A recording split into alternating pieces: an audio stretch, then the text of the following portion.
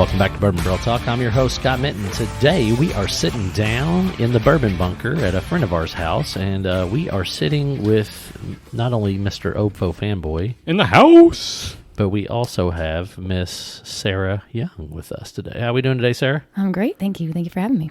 Good. So I wanted to talk with you. I was hoping you'd say I'm peachy because that's what my drink is. I am actually just peachy. Thank you for asking. So Sarah is I'm going to call her a mixologist. Was that okay? Yeah, some people are offended by that, but I like to call myself an alchemist, but I think mixologist Alchemist is great. So have you ever met Alan Bishop? I have not. So Alan calls himself the Alchemist. He is the distiller at the Spirits of French Lick. So he and I need to talk. For those of us that are grammatically challenged, what does alchemist mean? Okay, first of all, I think that's grammatically challenged. It's an interesting word to use. Damn, are you calling me dumb already? Yeah, I am. Love it. I mean, let's just go back to the mixology thing. I want to say that there is in the industry, sometimes people get offended when you call them mixologist, even though it's okay. You won't offend me today, but why would the word mixologist be? I think because it's a title of like prestige when you just want to serve people. I think that's my biggest thing. Is I just want to serve people. I just want to create a hospitality environment. I am not offended by it because I think if somebody calls me that means they see me as doing a really good job, and it might be prestige at that from their perspective. So I look at that as being you excel at something, right? Right. So if you excel at something, right? Allergy, right? Yeah. Mm-hmm. So I excel at drinking. What does that make me? You're a drinkologist. Imbibologist, I think that is actually. Imbibologist. Mm-hmm. Imbibologist. Yeah. I just call it an alcoholic. Yeah. The engineer in me is not familiar with all of these words you're using. The engineer. I'm about to blow your grammatical mind right now, Josh. Damn it, I love it. I have an idea Sarah's smarter than both of us put together. It doesn't take much. I'm also a writer, by the way. I love words. Scott's really good at the maths. Well, let's do some math on these cocktails then. Let's talk about that. Computers help me with math. I'm not really that great at math. My wife is a math teacher. Do you remember back in the 80s when they told us you wouldn't have a calculator in your pocket all the time?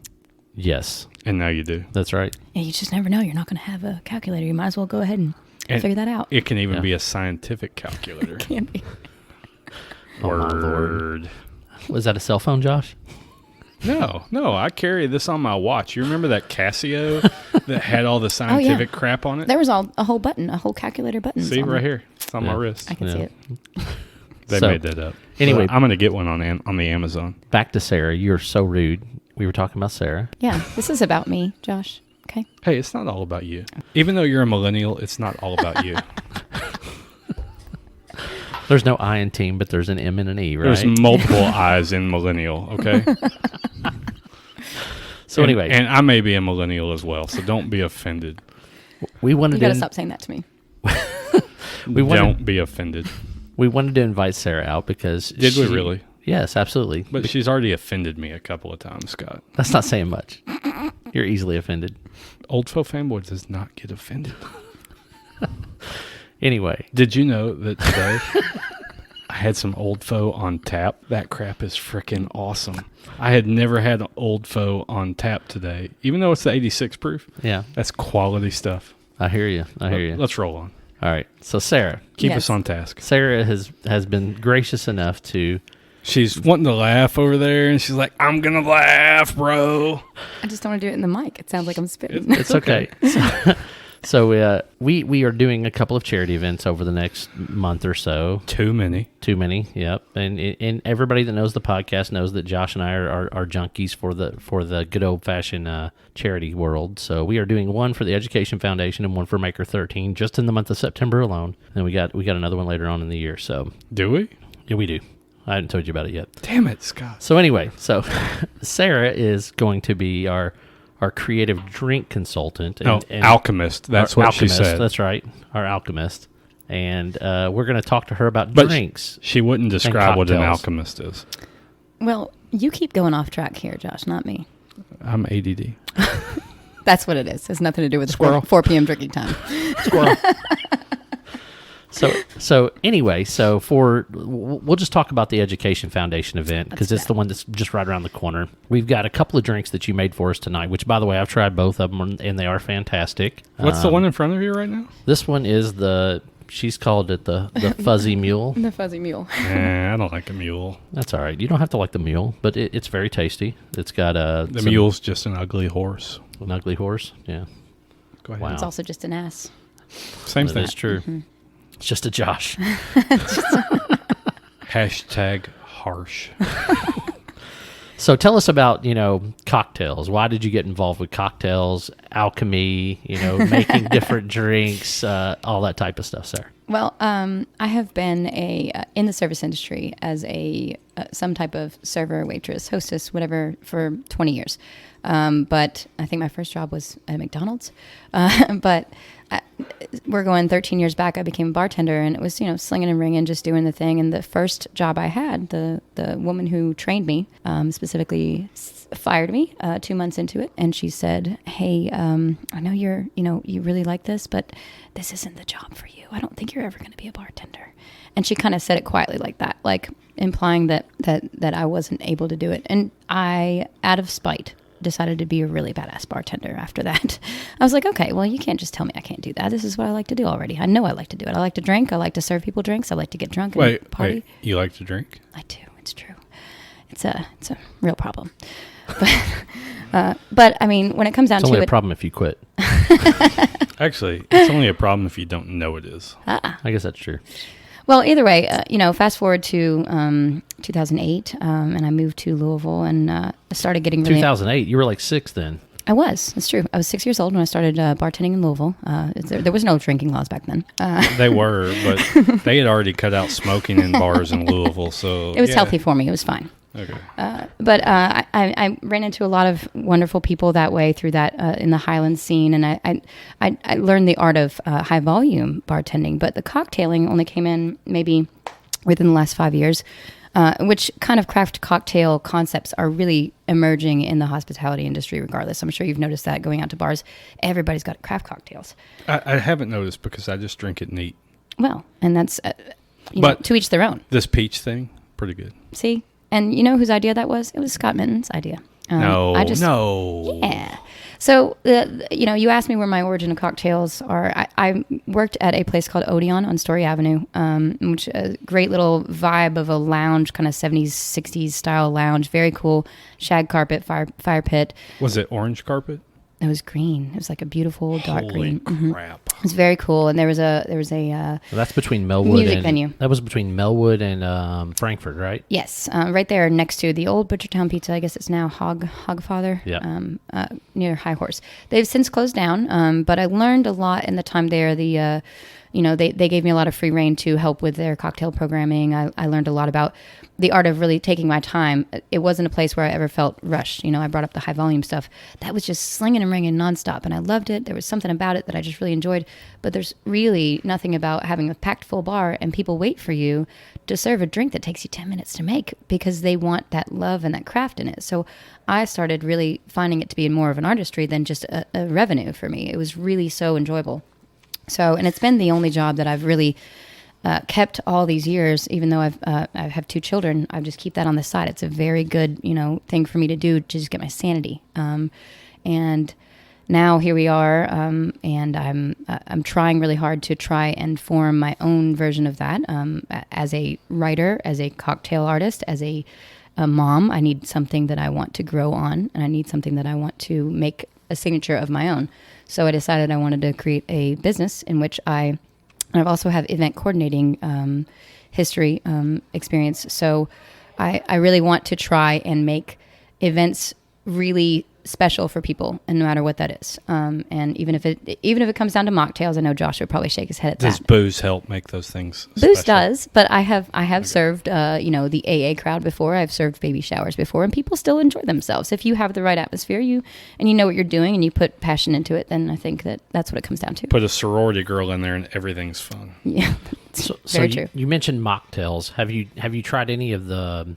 It's non-alcoholic bourbon. Like there's a company out of Lexington, or I have been hearing about it. I have not tried it yet. I've been wanting to. I'm very curious about that. Yeah, I've Have not you? tried it yet. No, I think Matt was the one that introduced me to that, and I'm just kind of curious to see exactly what that's going to look like or what it tastes like, I guess, more than anything else. Like, is it chemically? Is it not? I mean, does it come across as real bourbon? So, Well, I've seen. I was hoping maybe you'd tried it. No, I haven't. I've only just experienced with just making mocktails for people. But I've seen ads for like a gin style thing, and I wonder. I'm very curious about that because I do like gin, and I would love to see what somebody tries to make a knockoff of gin that's not an alcoholic. It'd be really interesting. Gin is disgusting. I don't like gin, but there is one gin in the area that I do enjoy. Can you guess what you think it is?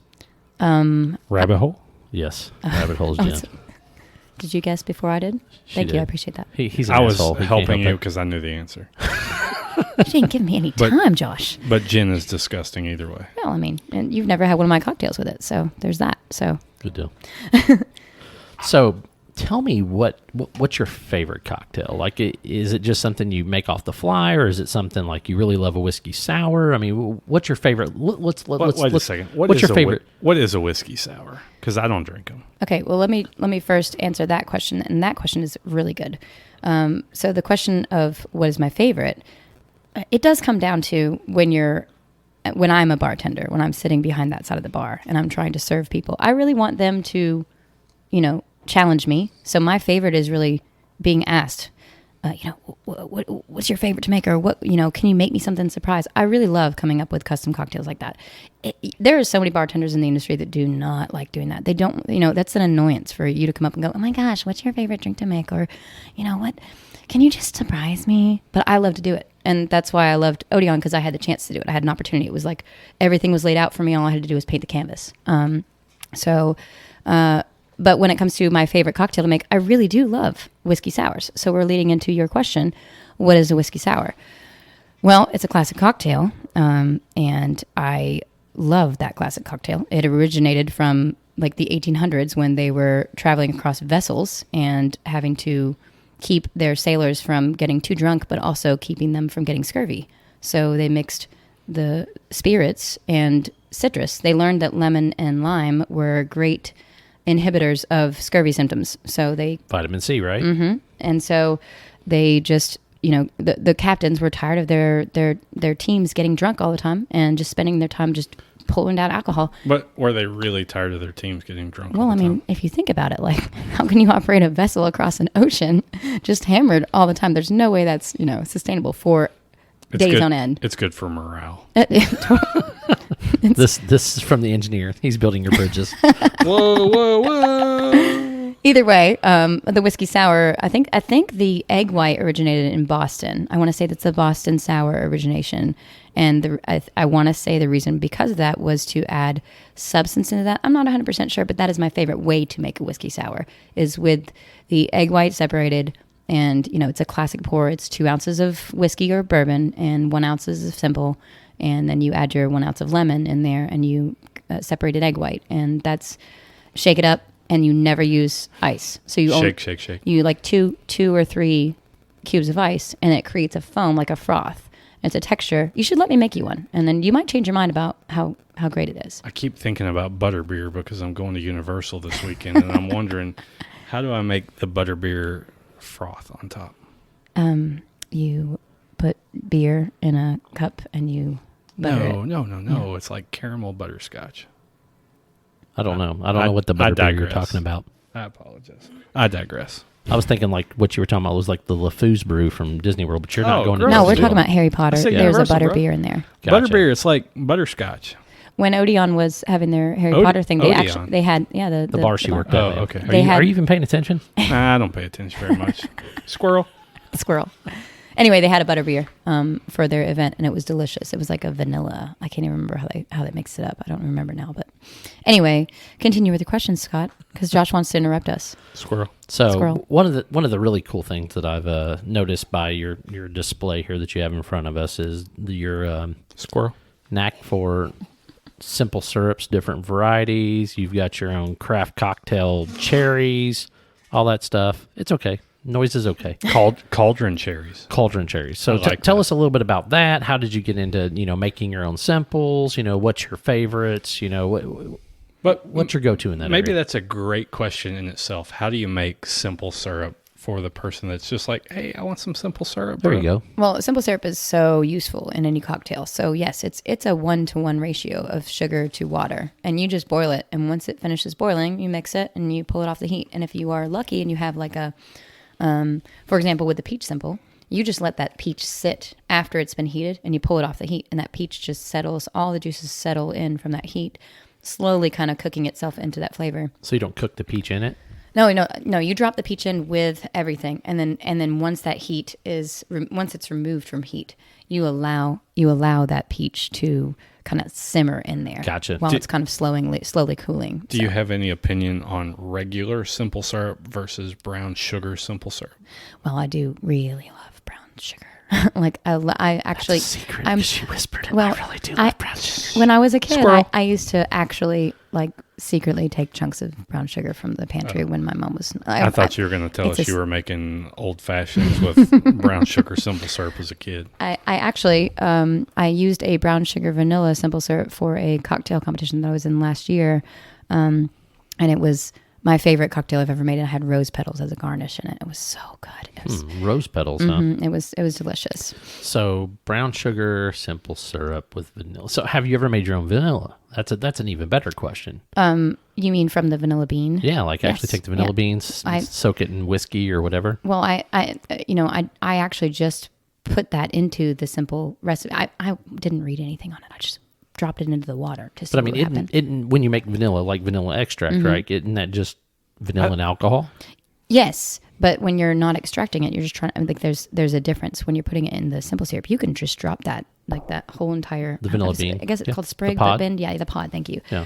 And you pop it into the water, and it will settle in there just like what I'm talking about with the peaches as it cools.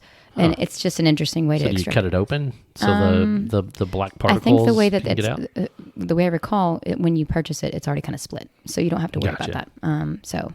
It feels like we're way off topic. What are we talking We're about? talking about you were cocktails. the one who asked about simple syrups, mister. Yeah, but we started talking about vanilla beans, which had nothing to do with my simple syrup. Well, and as you see, there is a wide array of simple syrup because you asked me what my favorite simple was. I don't have a favorite. I will say that I have a real love for that lavender one. That lavender one, it works with everything. It works with gin. It works with vodka. It works with coffee, which is weird. It works with whiskey sours, which I just, try to make. And I mean, I love lavender as a smell, but I never thought it would taste so good just paired with some sugar. So I'm going to have to try it later because lavender scares me a little bit. Why? If you don't like it, I'll drink it. How It's just real florally. You know what? My favorite That's why it goes well with gin. Simple syrup exploration came out to be as a part of a brown sugar bourbon mimosa. Around the holidays, I started mixing an Old Forester with brown sugar simple syrup, a little bit of champagne. Yeah. I think it was champagne. Madeira cherry or whatever, the Luxardo cherries kind of thing. And freaking phenomenal. Yeah, that sounds lovely. I found that the bourbon drinkers like the 100 proof signature Old Forester, and my non-bourbon drinkers like the 86 proof Old Faux. So it was the brown sugar bourbon mimosa, and I think I tried it at a restaurant somewhere out on the East End or in the LaGrange area that's not familiar to me on a regular basis. I can see where that Old Faux Sig would really complement brown sugar simple really well. I love that. That sounds delicious. So Sarah, tell us what kind of events you like to do. Well, right now I'm open to all sorts of a wide variety. The idea is that you can get anywhere from, a small dinner party, kind of like what we have experienced, but also in a wider range, 25 to 50, 50 to 100. But the ideal party for me is a party that wants, an artistic touch, a custom, concept behind it. One of the concepts behind my actual business is that I plan on introducing a literary concept behind it. So if somebody were to say to me, "Hey, I'm getting married and I want a reception, and my husband and I, or my fiance and I, want our own cocktail featured on the bar. His and hers cocktails. Our favorite song is this and this, or our favorite poem is this and this, or our favorite book is this and this. I will take an excerpt from that song, poem, book, whatever, and create cocktails based on that. And the idea is to create, I have a lot of writer in me that doesn't get explored in other regions, but these are my 2 favorite passions. So if I can just like make a cocktail from it, I can see where people would love that. And I've experienced making cocktails with songs before, because Odeon used to do like entire albums where we would create concept albums that are just nothing but cocktails. So we did a Billy Joel, we did a Thundercat, we did a couple other ones. So I really want to ask if you could do a Hootie and the Blowfish. I know you do. I was waiting for that, actually.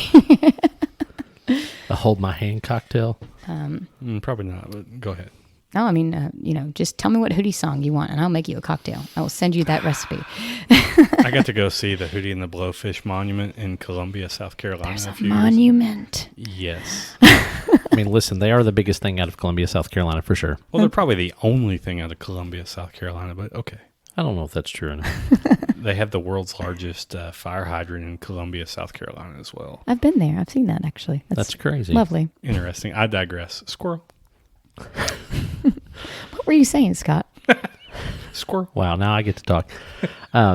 So you do parties of all sizes, up to large events, things to that nature. You've got, people that can help you. Like if somebody had a wedding for 400 people, that's something you could do. That's a lot of people. I don't even like 200 people, let alone 400.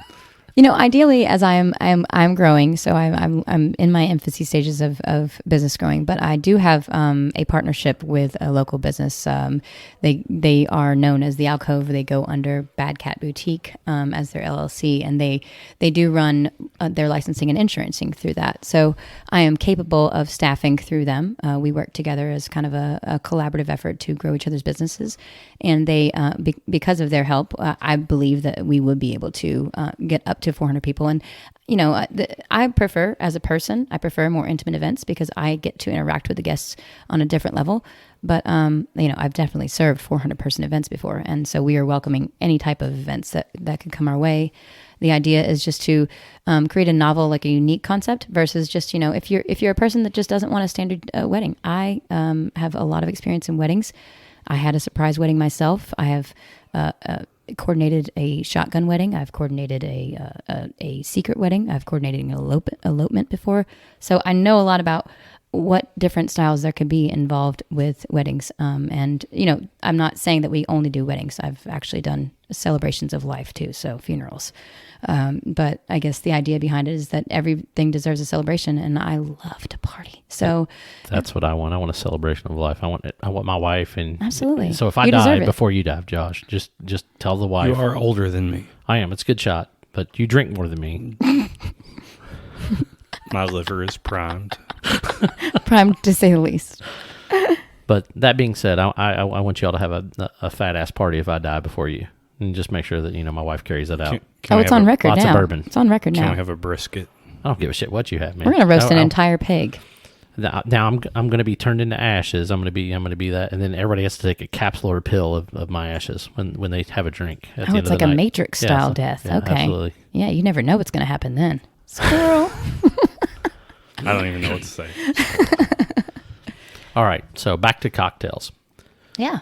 Tell us about actually what we're drinking. Yeah, let's talk about the cocktails for this event. That's a good idea. That's a great idea. So tell us about the 2 cocktails that you've made up, and if we don't, maybe we should make both, but I don't know. Do you think we should pick one? I already picked. You already picked one, Josh? Yeah. I think that we should feature both. I wasn't expecting you guys to choose one or the other. I was expecting you to tell me, okay, let's tweak both of them in the way that we like them, and we will roll with both of them. If you only want one for the event, that's fine. But what I've chosen here, Scott and I had spoken at the beginning phases of planning here, and we had talked about how he really liked ginger tastes, and he wanted to feature a peach kind of taste in the process of the recipe. So I'm a huge old-fashioned fan. I love riffing old-fashions. I could do it all day. It's from tequila old-fashioned to gin old-fashioned. I can do just all sorts of fun things with that. There shall be no tequila. Well, I do not do tequila either, really. That's okay. To each their own again. So, but we are now at a stage where I've found I worked pretty hard on it this weekend and served a lot of people different versions of the old-fashioned you're drinking in front of you. So Scott and Josh have peach, a smoky peach old-fashioned. So what I've done is I've smoked peaches and boiled them into a simple syrup. And then I also took separate peaches and made them into a simple syrup. And so we have 2 separate flavors that are going into this old fashioned. The old fashioned is, a standard old fashioned. It's got some cherries that I've been fermenting with a mixture of things. That's why I call them my cauldron cherries, and I'm not going to leave out my recipe on the podcast. But you're going to let me put it on a coaster that's laser etched into life. You get the recipe for the drink. That's what you get. Sweet. But you guys are drinking it with rye. You do not get the cauldron, is what she's saying. Yeah, you don't get to know what's in the cauldron. I keep I'm a witch. The leaky cauldron. So here we are with yours, which is a smoky peach old fashioned, Josh. And then I guess technically Scott has both. He's double fisting. So he's big time. He has a smoky peach old fashioned, which he's finishing the fruit on right now. It looks like it's delicious. And then he's also drinking I called it a fuzzy bluegrass mule or a fuzzy mule. And it is so it's 2 parts bourbon, 1 part regular peach simple syrup, and then we added a fresh squeeze of orange juice, topped it with ginger ale, or topped it with ginger beer, and then just did a peach slice on the side of that for a garnish. And then the old fashioned is a smoky peach old fashioned, which we decided did not have enough peach in it, so we added adjusted the recipe from I think it was a half ounce to now an ounce. It has an ounce of smoked peach simple syrup in it, and we're using that with rye. I think. Do you guys like it with the rye? I do like it with the rye. I wanted to feature a rye because, there's going to be people at this event that want that as well. But if we can go both ways with it, I think that some of the people that are here tonight are also drinking bourbon, so we could do whatever we want with it. Honestly. Absolutely, it's versatile, but it is a standard old fashioned kind of build. There's an orange muddle in there, a couple cherries, some bitters, and then you just muddle it in with the whatever spirit of choice, and then it is topped with a peach peel. Which I think brings out a good flavor and aroma in there as well. So, not only that, like you kind of rolled it around the inside of the glass, so that flavor from the peach peel itself, like, adds an extra pop to it. I like that. Absolutely, it kind of expresses itself. Little oomph. That's right. Yeah, and there's nothing like a good taste and smell of a peach when you're drinking a spirit that, like, it's already the spirit's forward in your mouth, but then you get that peach aftertaste, and I think that's phenomenal. Absolutely. So, word. Any thoughts, Josh? Squirrel. No, it was actually very good.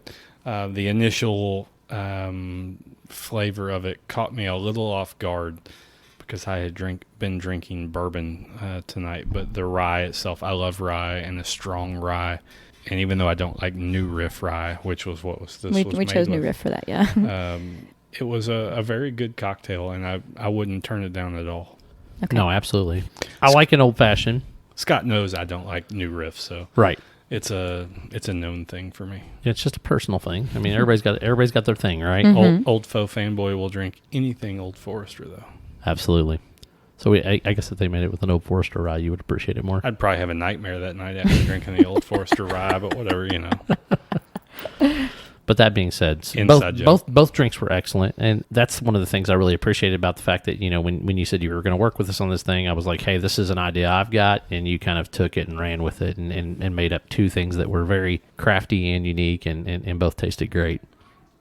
So they've both been selected? Is that what we were saying? No, I think we should. We should definitely, if you're okay with making both, I'm okay with having both. That just means we just got to buy a little extra ginger beer. Yeah. Or ginger ale. It'd probably be cheap ginger ale, though, because we're working on a budget here. Oh, not Bundaberg? Not Bundaberg. Can we use Vernon's? No, I don't like. I'd rather have Canada Dry Bold than I would Verner's, but that's just me. How about cranberry? Can you just get the Kroger version of all of that, and we'll be good? Like no Vernon's. So you know what? It's probably been about 10 years since I had Canada, like the actual Kroger version of ginger ale. Is it got a little bit more bite?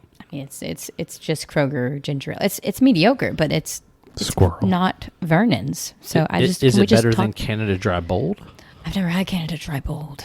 All right, so you might have to try that between now and the event. Is it very gingery? I think it's got more pop than regular Canada Dry does. Okay, fair enough. Hey, I don't care either way. I know you don't, because you're not going to drink one. It doesn't go in my drink. That's right. Josh is going to drink Old Forester that night. Well, I think the night we're hosting is very much a bourbon featured event. So I don't think you're going to have a lot of people that are going to care if they have that old fashioned.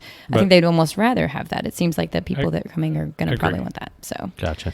And I do love a strong rye forward drink. There you go. So just maybe not with New Riff.